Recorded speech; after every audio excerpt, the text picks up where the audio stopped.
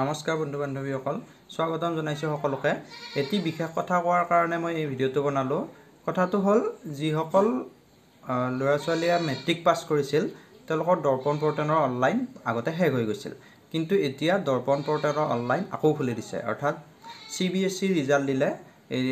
আজি 13 তাৰিখে দিলে চাগে ৰিজাল্ট দিয়াৰ পিছত যেহেতু তেওঁলোকৰ আকৌ এপ্লাই কৰিব লাগিব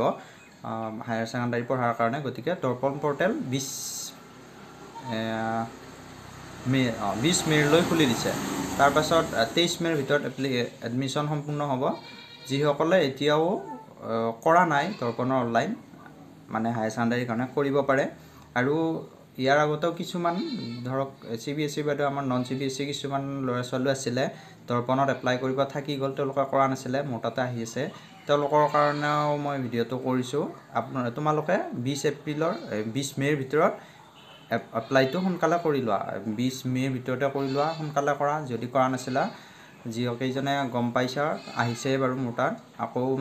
গম নোপোৱা কেইজনে সোনকালে কৰা ভিডিঅ'টো সকলোৱে চাই শ্বেয়াৰ কৰি দিয়া যাতে সকলোৱে গম পায় আৰু যিসকলে এতিয়ালৈ গম পোৱা নাই শ্বেয়াৰ কৰি দিয়ক গম পাব আৰু সকলোৱে কৰি লওক সোনকালে যেহেতু